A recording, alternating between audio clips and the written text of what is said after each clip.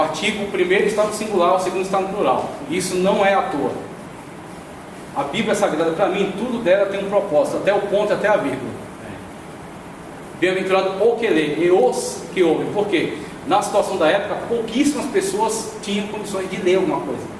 Eram alfabetizadas. Entre os judeus, você tinha um incentivo maior, por causa do temor de Deus, da lei, o desejo, a necessidade de ler a Escritura. Mas entre os povos pagãos, de modo geral, você tinha pessoas totalmente analfabetas de pai e mãe. Então você tem a necessidade de uma pessoa que lê, e as outras que ouvem, e guardam o Evangelho a partir daquilo que elas ouviram. Inclusive, olha uma estratégia de Paulo, uma coisa maravilhosa. Por que você acha que você encontra Paulo sempre em Atos dos Apóstolos, e nas cartas você também encontra isso? Paulo, sempre que vai desenvolver um trabalho, ele vai primeiro na sinagoga. Aí tem pessoas que falam da questão de Israel, promessa e tal, tudo bem, tem essa questão. Só que a questão que para mim é mais forte, é estratégia. Paulo vai numa sinagoga. O que você tem na sinagoga? Tem lá os judeus da região. O que os judeus têm? A lei. Geralmente você tem a Torá, e algumas sinagogas mais importantes tem o Neviim e o Ketubim. Que o Antigo Testamento para o judeu é dividido em 3 áreas. Torá, Pentateuco, 5 livros de Moisés. Neviim, os livros que são os históricos para nós, tá certo? E os profetas maiores e os menores. Então, Torá, 5 de Moisés. Neviim, isso. Os históricos e os profetas. Ketubim, aí você entra Esdras, Neemias, Salmos, Jó, os livros sapienciais da nossa. São o Ketubim para eles. Então a sinagoga geralmente tem a Torá, que é a principal para eles, é o documento de maior autoridade. Aí talvez tenha também o Neviim, e aquelas mais importantes tem o Torá, Neviim e Ketubim, as 3 coleções.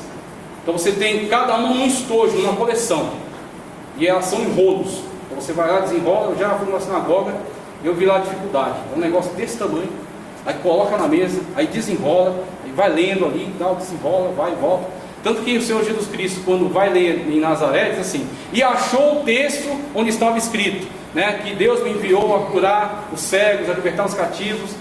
Por que diz achou? Porque era um trabalho colossal achar um texto num livro desse. Só se você tivesse muita intimidade com aquele livro, porque você não tinha capítulo, você não tinha versículo, tudo isso é moderno, e você tem um rolo gigantesco, você vai desenrolar e achar aquela coluna de texto onde está aquele texto. Agora, o Senhor Jesus Cristo, por ser Ele o autor de tudo, Ele foi direto, desenrolou, achou e leu. Aqui, eu vim fazer isso aqui, ó, curar os cegos, libertar os cativos e tudo mais. Então eles achou onde estava escrito. Por quê? Porque era extraordinário você abrir e achar na primeira. Somente a pessoa que tivesse muita intimidade. Só que o Senhor Jesus Cristo é a própria palavra encarnada. Então, para Ele, aquilo ali é tudo, está tudo descortinado. Então, quando você tem essa situação, você tem Paulo vai nas sinagogas. Lá tem os judeus. Os judeus conhecem a lei. O que ele vai fazer? Ele vai começar a dialogar com eles sobre a lei e mostrar Cristo.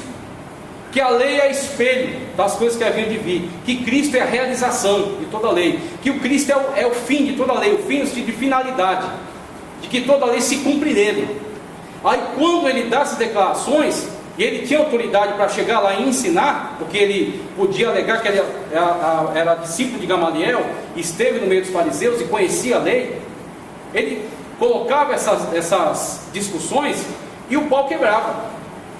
Aí o pessoal ia, os que concordavam, os que discordavam, e virava. Aí dali você vai ter o quê? Alguns dissidentes. As pessoas que concordam com Paulo vão entrar em conflito com aqueles que não concordam e vão ser expulsos da sinagoga. Quando eles são expulsos da sinagoga, sabe o que Paulo tem? O presbitério. Presbíteros, ancião. Então, os anciãos, que eram geralmente aqueles que discutiam a lei nas sinagogas, quando eram expulsos da sinagoga, constituía o presbitério da igreja. O presbitério da igreja, que Paulo constituía naquela cidade, onde ia deixar a igreja e partir para outra, eles que iam ser, eles iam ter a incumbência de ensinar os neófitos. Quem são os neófitos? Aquele que não sabe absolutamente nada, que estava servindo a Diana, estava servindo a Júpiter, estava servindo a Marduk, estava servindo a Baal, que não sabe nada de Deus, de Bíblia, de nada.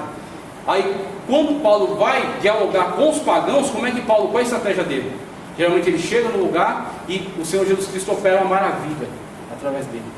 opera um milagre através dele. Quando opera um milagre, aí os pagãos vêm para cima, tentando adorar a ele, como aconteceu, acho que em Pônio ou em Lícia, uma coisa assim. E aí vem tentando adorar. Aí dizem, Paulo é Mercúrio e Barnabé é Júpiter. Por que colocam dessa forma? Porque Mercúrio, o Mercúrio na tradição romana, era o mesmo que Hermes da grega.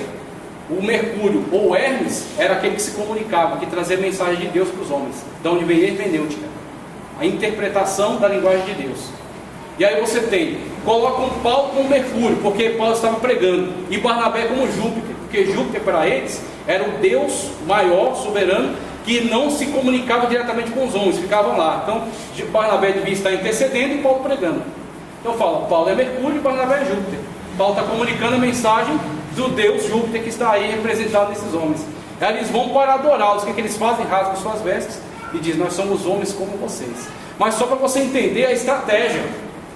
Aí quando você tem aqueles pagãos que ouviram o evangelho e se converteram, vai ficar ao trabalho dos presbíteros trazer o ensinamento e constituir a igreja. E aí Paulo constitui, por exemplo, Timóteo em bispos. O que é o bispo? Bispos é o supervisor. Aí vai de igreja em igreja supervisionando se os presbíteros estão lá ensinando as pessoas, se as pessoas estão de fato sendo doutrinadas corretamente. Aí você tem o funcionamento da igreja da época, tá certo? A diaconia, que é o serviço interno. Então todas essas situações, as igrejas começaram nessas regiões e você tem essas pequenas regiões separadas. O que é que você vai ter para poder a mensagem do evangelho circular entre as igrejas de uma forma correta e não ser distorcida? Você vai ter a necessidade de que ela seja escrita, de que ela seja registrada. Aí onde você tem o surgimento dos textos, você tem o surgimento dos documentos, para que os documentos circulem por essas comunidades. Uma comunidade recebe uma carta de Paulo, o que ele vai fazer? Ele vai copiar a carta e vai despachar ela para outra igreja que eles conhecem. Aquela outra igreja vai receber, vai copiar e vai despachar para outra. E assim os documentos vão circulando pelas comunidades. Assim que a cristandade pode ser edificada em cima da doutrina bíblica. Vamos lá, segue. Deixa eu acompanhar aqui, controlar o tempo. Vamos lá, seguinte. Aqui a estrutura, né, onde você tem os 4 evangelhos, os 3 sinóticos, os apóstolos, que é o texto histórico, e aqui as cartas, 21 cartas, mais o Apocalipse, sendo que essas aqui são as cartas para igrejas, escritas aí pelo apóstolo Paulo, ok? Você tem as cartas pastorais, onde você tem Paulo aconselhando os seus cooperadores. Você tem Paulo aconselhando Timóteo e aconselhando a Tito. Por quê? Eles são supervisores das igrejas que foram fundadas por ele. E são também fundadores de outras igrejas, onde eles vão supervisionar e ver se as igrejas estão funcionando corretamente, se o presbitério está bem constituído, se eles estão ensinando corretamente, se as pessoas estão de fato crescendo na graça e conhecimento. Então você tem as cartas pastorais. A carta a Filemon, que alguns colocam até como um bilhete pessoal, que é uma carta de Paulo para Filemon, falando acerca de Onésimo. Onésimo era um escravo fugido. Um escravo fugido no direito romano, um escravo no direito romano, ele era como um objeto. Eu tenho lá em casa um compêndio de direito romano, e eu procurei isso para ver se é assim mesmo, e de fato relata que um escravo era como um objeto. Ele podia fazer o que ele quisesse. Quem vai exercer? De fato, até a questão, passando a questão do escravo, o pater família, que era o pai de família na tradição romana, ele exercia também direito de vida e morte até sobre os filhos. Então a Constituição romana, antes da influência cristã, ela tinha essas características. O cristianismo é que depois vai aproveitar a tradição, a cultura romana, e vai exercer algumas influências benéficas, né, fazendo com que a vida, por exemplo, seja respeitada. E aí você tem os escravos adquirindo até o direito de constituir família, que antes não tinha. Você sabe como é que surgiu o carnaval? O carnaval ele surge das grandes orgias que eram promovidas pelo Império Romano, onde eles juntavam escravos de sexo masculino com feminino para dali procriarem e darem outra horda de escravos que não tinham identificação familiar nem nada. Quem é teu pai? Sei lá. Surgiu aí essa grande festa, esse grande banquete abaco aí. Então surgiu aí, e daí você tem pessoas totalmente despersonalizadas. sem constituição familiar, sem firmeza, sem laços familiares. O cristianismo vai mudar isso. Vai tratar agora de trazer algumas modificações, de modo que as pessoas, até os escravos, tenham direito a constituir família, tenham esse respeito, tenham essa dignidade, essa dignificação da vida humana. Ok? Um pai, por exemplo, um pai de família, ele podia, se o filho fosse indesejado, ele podia ou matá-lo ou mandá-lo abandoná-lo numa floresta, quando foram criados muitas pessoas, os chamados filhos bastardos, né? Então você tem essa situação aqui de Paulo, você tem a situação de Onésimo aqui em Filemon. Então Paulo fala acerca disso. Paulo, inclusive, foi o primeiro que começou a quebrar, a arrebentar com o escravagismo. Porque a essência do escravagismo existem homens que são melhores do que outros, e que por isso pode se apropriar deles, da vida deles, porque são melhores do que eles. E Paulo aí, ele diz, recebe Onésimo, agora não mais como escravo, mas como irmão. Igual. Exatamente. Deus, Criador de todos. Aqueles que aceitam a Cristo são feitos filhos. Mas mesmo aqueles que não aceitam a Cristo são criatura de Deus. Então, nenhum homem tem direito sobre a vida de outro, porque a vida pertence somente a Deus. E aí, Paulo, com isso, ele arrebenta o conceito de escravagismo na essência, no âmago. Que aí você vai ter não um processo revolucionário, com mortandade, com revolta, mas sim uma mudança da mentalidade humana. Aqui você tem as universais, tá certo? Você tem a Hebreus, que é uma categoria específica, diferenciada, e você tem o livro de Apocalipse. Vamos seguir, passa aí, senão não dá. Vamos lá. Aqui, ó, rapidinho nesse aqui, você tem os períodos, tá certo? Aproximados. Então você tem o período chamada oralidade, em que o Senhor Jesus Cristo está caminhando sobre a terra, está pregando, evangelizando, curando enfermos, expulsando demônios, até desde o seu início do seu ministério, até a sua ressurreição. Após isso, você vai começar um período de evangelismo.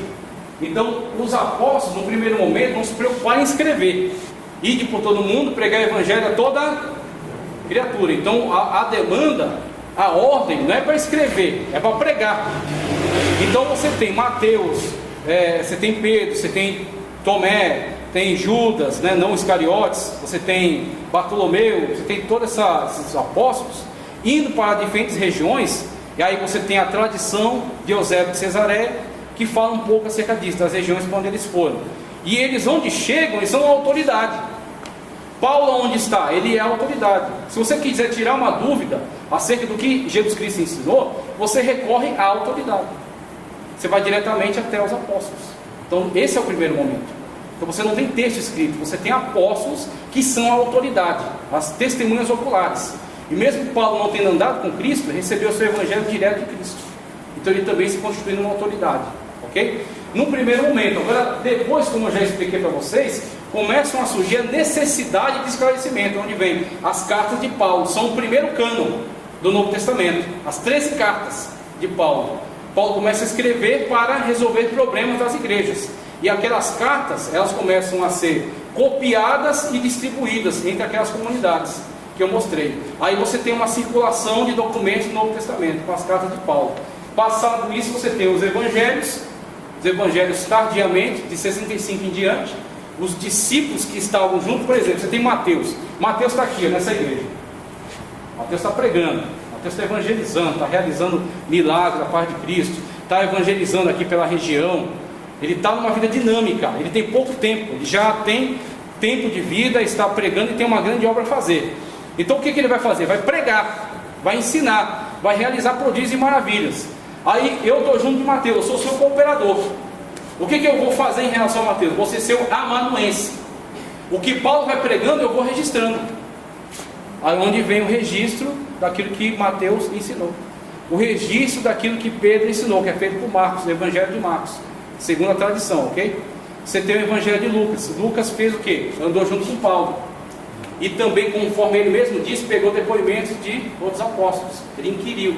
Você tem tardiamente o evangelho de João, que ele vem dos 3 evangelistas, a forma como eles escreveram. O que João fez? Não vou escrever, não vou abordar aquilo que eles já abordaram, vou abordar outras questões, onde ele pega principalmente os discursos de Cristo, e não a vida dele. Aí você tem o evangelho de João, o evangelho, as cartas e o Apocalipse, que é a revelação do Senhor Jesus Cristo para ele. Então você tem aqui o processo de construção do Novo Testamento, através disso aqui. Eu vou deixar esse conteúdo disponível, porque eu não vou poder ler tudo, tá certo? Então eu vou deixar disponível o conteúdo. Passa mais um aí. São textos que falam acerca da autoridade do cânon, tanto da Bíblia inteira, do próprio Senhor Jesus Cristo, dando aqui um texto onde você fundamenta a autoridade da Bíblia de Gênesis, tá certo? A autoridade do Antigo Testamento inteiro, tá certo? Todo o texto do Antigo Testamento. E aqui você tem outros textos que dão fundamentação de autoridade para todo o Novo Testamento e toda a Bíblia, de modo geral. Ok? Então você tem esses textos aqui que eu vou deixar para vocês no grupo. Aqui você tem os escritores. Passa mais um. Passa mais um aí. Isso, não, volta um. Volta um. Isso aí. Você tem os escritores. Como eu falei, você tem só um autor, que é o Espírito Santo de Deus.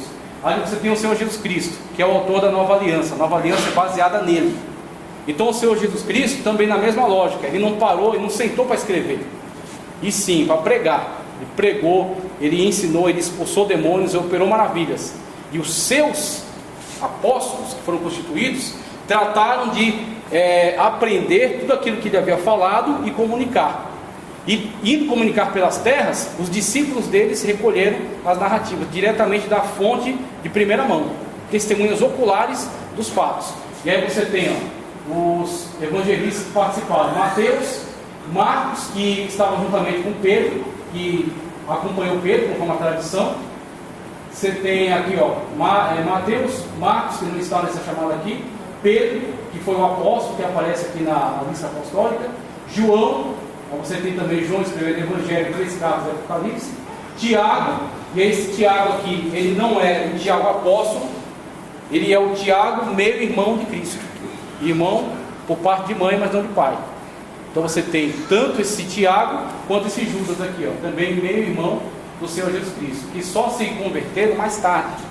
No primeiro momento estiveram céticos em relação a Cristo, mas depois, vendo sinais, se converteram ao Senhor.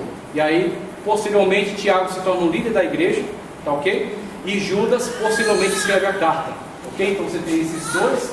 Você tem Paulo, que é o maior autor, 13 cartas do Novo Testamento, 13 documentos são de Paulo, ok? De 27 documentos, 13 são dele. Lucas, que é o historiador do Novo Testamento, escreve o Evangelho e escreve também em Atos. E você tem um autor desconhecido, que é aquele que escreveu a Epístola aos Hebreus. Aqui, passa um. Eu não vou ler nada disso aqui. Isso aqui é uma explicação sobre os 4 Tiagos que aparecem na Bíblia. Vou deixar disponível, ok? Não dá tempo de ler. As cartas, passa mais uma aí. Vamos lá, acabando, hein? Aguenta aí. As cartas, elas têm características peculiares. As cartas que Paulo escreveu às igrejas, ok? As epístolas às igrejas. Você tem a de Romanos, 1ª e 2ª Coríntios e Gálatas, são abordagens soteriológicas. Você tem textos que falam principalmente acerca da salvação. Não que não tenha nos outros, mas o tema principal delas, a principal discussão é em relação à salvação. Então são as cartas chamadas cartas de cunho soteriológico. Essas aqui, de Efésios, Colossenses, Filipenses e Filemão, são chamadas cartas da prisão. Olha a produção textual de Paulo na prisão. E quando ele escreve 2 de Timóteo, quando ele está no fim do seu ministério, olha só o que é um homem de Deus. Escreve para Timóteo e você sente ali, você sente como se você estivesse vendo Paulo, como se você estivesse ali tendo contato direto com ele. Ele fala: traz a capa que eu deixei em Trode e os livros, principalmente os pergaminhos. A segunda carta de Paulo a Timóteo.